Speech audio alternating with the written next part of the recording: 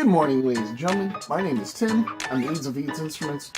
This morning, I'm going to make a video and elaborate on the scenario on the video as to which you saw me doing work on this previously. More so in regards to what's called simulated string tension.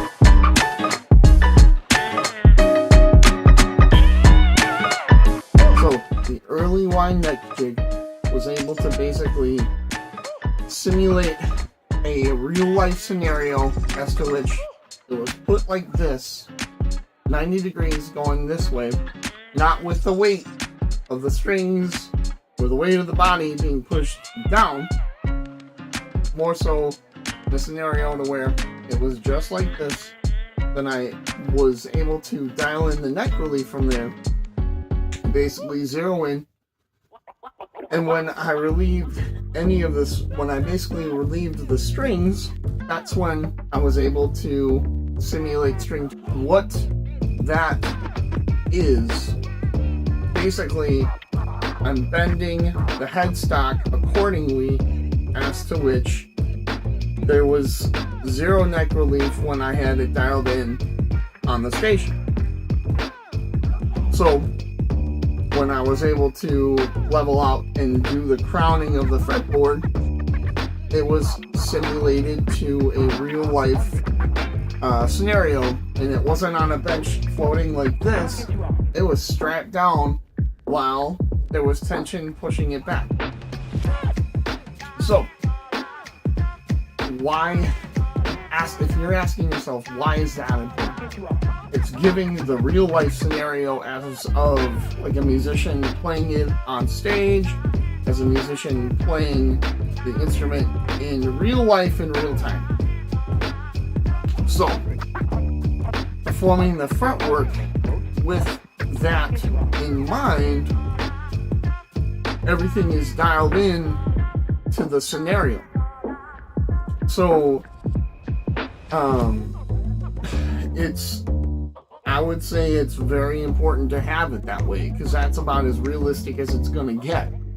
Unless if you're doing like, underneath, like, neck relief, or like if you're doing like underneath, neck level or fretboard leveling like this, and you got this, setup. I've seen people do that,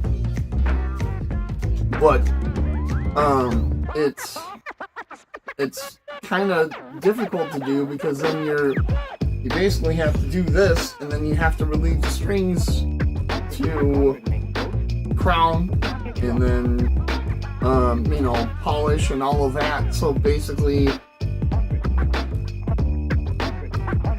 you're stuck still spot leveling. Let's break down what simulated string tension is. Okay, the string tension that's going to either push the neck, or we'll say towards the sky or towards the ground. It depends on the gauge strings. A lot of factors go into play, like the truss rod, neck relief, all that. Right. So when I perform my fretwork, I perform it with zero fretwork or zero neck relief. So that basically means that, you know, with strings, I'm going to dial in the neck relief to nothing, as to which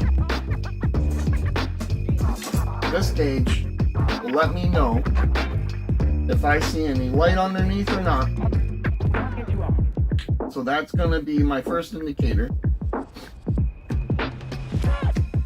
So after I'm done dialing that in, what I will do is I will move out the strings, so it's basically free floating by itself, and then I will basically force the headstock either down or up.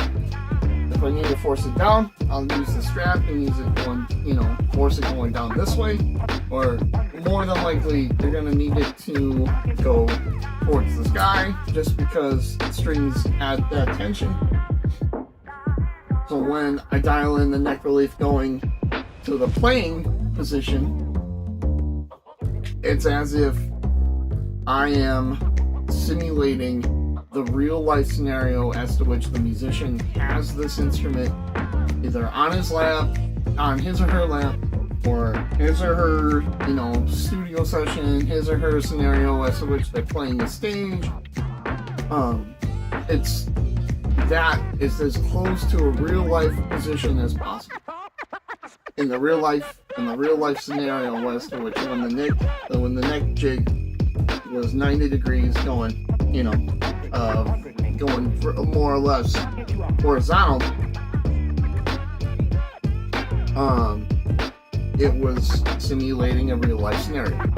So what I would do from there is I would remove the strings and I would basically set it back up, and if the dial indications were at 0, that was letting me know that nothing's changed, nothing's moved. And then I would do another check again with my you know, fret neck level, and then from there I would do the leveling, I would do the crowning, I would do the polishing, fret dress with the sides, and after that I would, you know, go back to putting on the strings, making sure those go back and tuning them back up, you know, adding that tension again.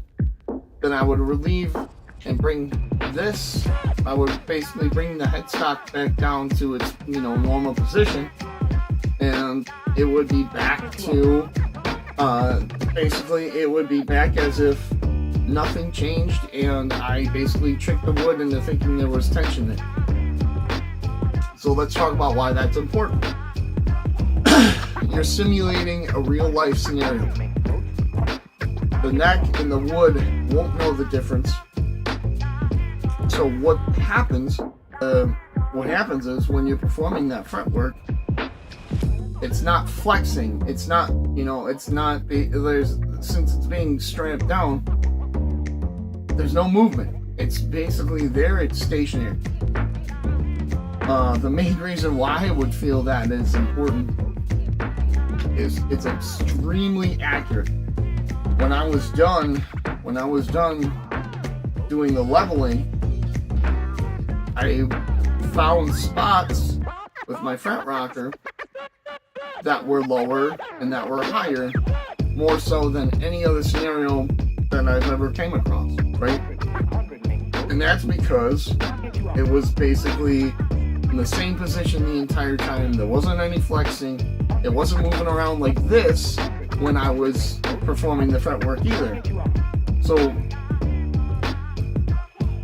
the amount of accuracy I was able to get with this neck jig setup is second to none. When I was done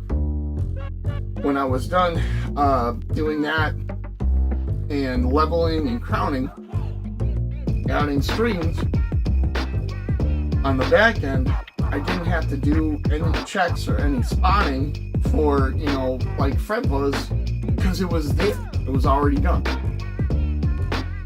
Let's talk about why that's important. Spot leveling, for anybody that's a luthier that's done it before, it's a bitch. It takes so much time to try to figure out which fret buzzes and which fret doesn't. So having this neck jig, doing it all on the, basically on the front end, makes it so you don't have to do it on the back end. So when I add strings, all of these notes are clean and accurate.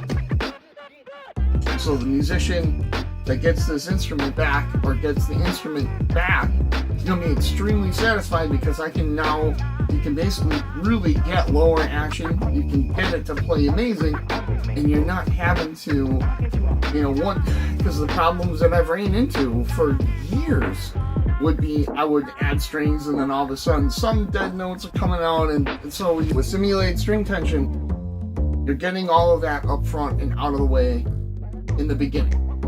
So there is no guessing, or there's no guessing as to which fret's gonna be higher, which one's not. It takes that out of the equation. So yeah, I've gotten away with it for so many years as to which it was floating around, but there was always some times to where the results meant, you know, the results weren't good enough, and I would have to do spot fret leveling. And that basically means, like, let's say if this 12th fret's buzzing, I'd have to take, you know, move the string, and then I would have to basically look at from my fret rocker to see which one's higher, which one's lower. Then I'll move the strings like this, and then sand it down, and then basically that, you know, there's a chance of getting the fretboard messed up. You know, I could elaborate more on that, but basically, less work in the back and more work in the front makes it more accurate. So, there you go. I just wanted to elaborate more on the scenario, and to give more in-depth perspective as to why I believe the simulated string tension is important. For many years, a lot of old heads were telling me that I would need something, and I just kind of brushed it off. I was like, but then the more deeper that I got into it, like I started, maybe I should invest in something like this. And when I did, this is the first step that came out. Man, am I so happy with it, because I didn't have to do any spot leveling after that. And spot leveling can take hours, because you're chasing rabbits going down the entire fretboard, especially if you like lower action. So that right there in itself just makes it so much easier, and makes life so much easier, because you're taking all the guesswork out of the equation if you're a luthier and you're doing it. So, hope you enjoyed the explanation. Thanks for watching. See ya.